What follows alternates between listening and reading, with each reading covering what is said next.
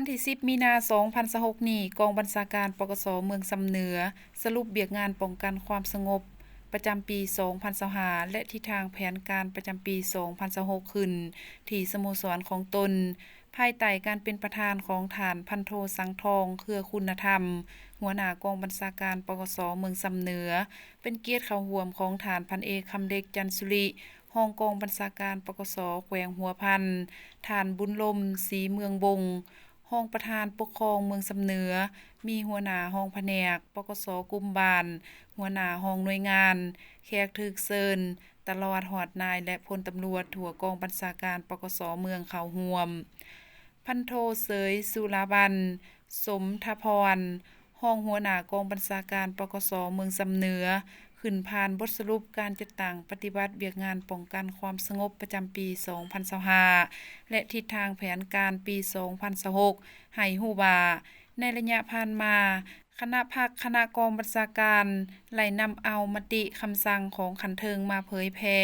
พันขยายให้นายและพลตำรวจทั่วกองบัญชาการรับรู้เสื่อมซึมให้มีแนวคิดอุ่นเอียนทุนเทียงรู้จำแนกไหลมิตรและศัตรูอย่างจะแจงในระยะ1 ปีผ่านมามีคดีเกิดขึ้นทั้งหมด50เรื่องการซุกเสื่องการซื้อขายทรัพย์ผิดกฎหมาย6เรื่องลักทรัพย์พลเมือง10เรื่องทำลายทรัพย์3เรื่องการปิดบังการกระทำผิด2เรื่องการส่งออกและนำเข้าสินค้าผิดกฎหมาย1เรื่องการขุดค้นทรัพยากรแห่ถาดโดยบ่ถูกต้อง8เรื่องการหมิ่นประมาทเจ้าหน้าที่1เรื่องทำให้ห่างกาย3เรื่องการขัดขวางปฏิบัติงานเจ้าหน้าที่2เรื่องฉ้อโกง1เรื่องล่าสัตว์หวงหาม1เรื่องเฮ็ดให้คนอื่นเสียชีวิตด้วยความบ่ระมัดระวัง1เรื่องมียาเสพติดไว้ในครอบครอง10เรื่องยึดของกลางหลายคือรถจักร25คันโทรศัพท์1หน่วยยาบ้า 2,289 เม็ดเฮโรอีน1ห่อน้อยคอลลาเจน4ซองยาสูบไฟฟ้า11อัน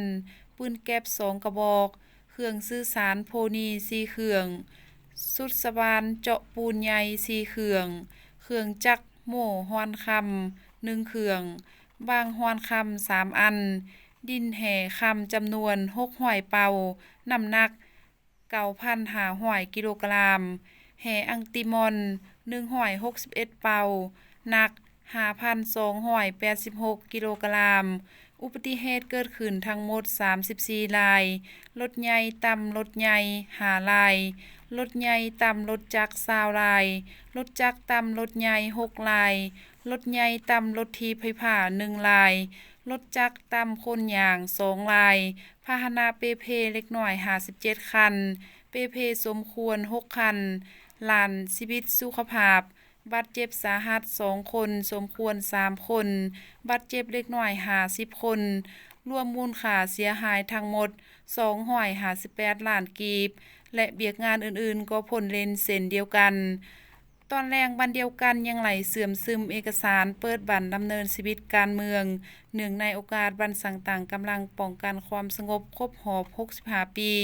ภายหลังเสื่อมซึมสำเร็จแล้วจะไหลพร้อมกันเขียนใบสำรวจเพื่อสังเกตตีราคาการเคลื่อนไหวจัดตั้งปฏิบัติหน้าที่เวียกงานในระยะ1 ปีผ่านมาของนายและพลตำรวจ